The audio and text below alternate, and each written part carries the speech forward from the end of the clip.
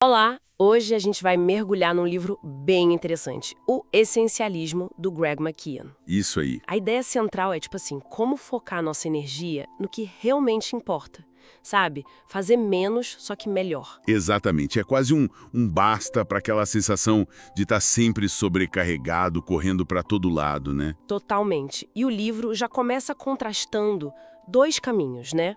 O do não essencialista e o do essencialista. Isso. O não essencialista é aquele que tenta abraçar tudo, diz sim sem pensar muito e, bom, acaba frustrado muitas vezes. Aham. Já o essencialista, ele aprende a parar, a discernir, sabe? A escolher e focar só no que é vital mesmo, eliminar o resto. Não é fazer menos por preguiça, digamos assim. Não, de jeito nenhum. É investir tempo e energia de forma inteligente para ter mais impacto, mais satisfação. É estratégia. E essa jornada para se tornar mais essencialista começa, pelo que entendi, reconhecendo uma armadilha. Tem até um exemplo no livro, né? Do Sam Elliott, Ah, sim. um executivo que depois de uma aquisição na empresa começou a dizer sim para tudo que aparecia. Imagina o caos. Pois é, ficou completamente sobrecarregado. A qualidade do trabalho dele, despencou. E como ele saiu dessa? Só quando ele começou a ser mais seletivo, a dizer não para o que não era essencial e focar no que era vital. Quase como um consultor interno, sabe? Aí ele recuperou o controle, a qualidade, o respeito. Isso ilustra bem a primeira ideia-chave, então. O poder da escolha. Exato. Muitas vezes a gente age como se não tivesse escolha, né? Tipo, eu tenho que fazer isso. Sim, aquela sensação de obrigação. O essencialista entende que sempre há uma escolha. Ele pensa, eu escolho fazer isso.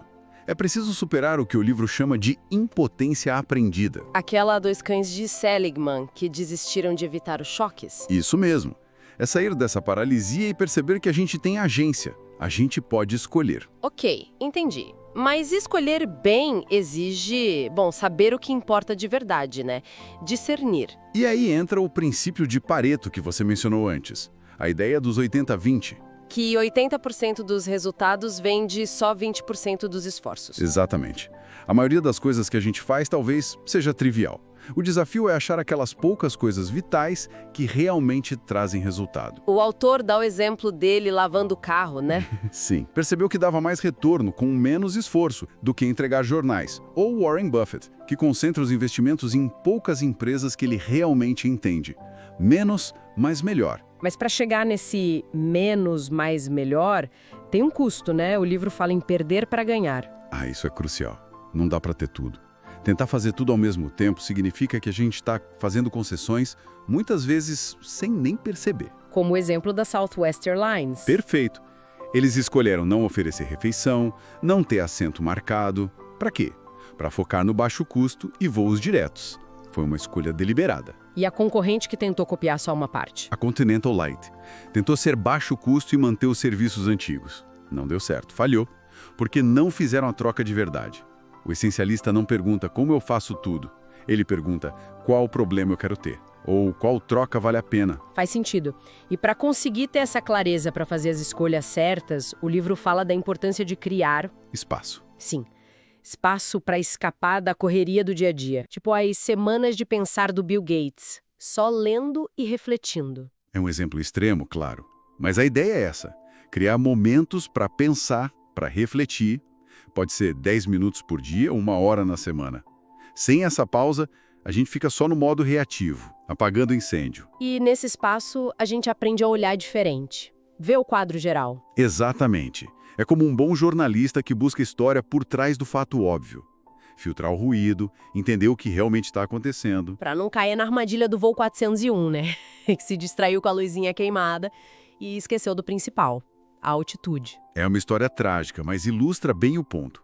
Manter um diário, por exemplo, pode ajudar a ver padrões que a gente não nota na correria. E, surpreendentemente, o livro fala até de Brincar. como essencial.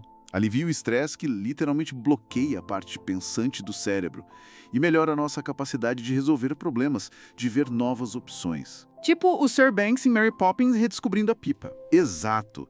Empresas como a Pixar e o Google incentivam momentos de descontração justamente por isso.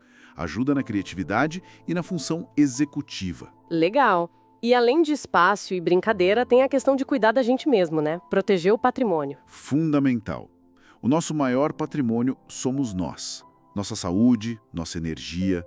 O exemplo do Geoffrey Rascon, o executivo que teve um burnout severo por excesso de trabalho e falta de sono, é um alerta. O sono, sempre negligenciado. Mas é crucial. Não é luxo. É essencial para o alto desempenho, para a criatividade, para a capacidade de tomar boas decisões, de priorizar. Os melhores violinistas dormem mais. Líderes como Jeff Bezos falam que priorizam o sono. Com energia e clareza, aí sim a gente consegue ser Mais. Seletivo. Isso. Aí vem a tal regra dos 90%. Se algo não é um 9 ou 10 na sua escala de importância, então é um 0. Descarta. Ou critério. É um sim óbvio. Se não for óbvio que sim, então é um não óbvio. Exatamente. Serve para projetos, oportunidades, até para contratar gente. Rejeitar o que é apenas bom para poder focar no que é realmente ótimo. Mas isso exige clareza do que é esse ótimo pra gente. Um propósito, claro. Com certeza. Declaração de missão vaga não adianta nada. Precisa ser um objetivo essencial, algo concreto, inspirador, que te guie.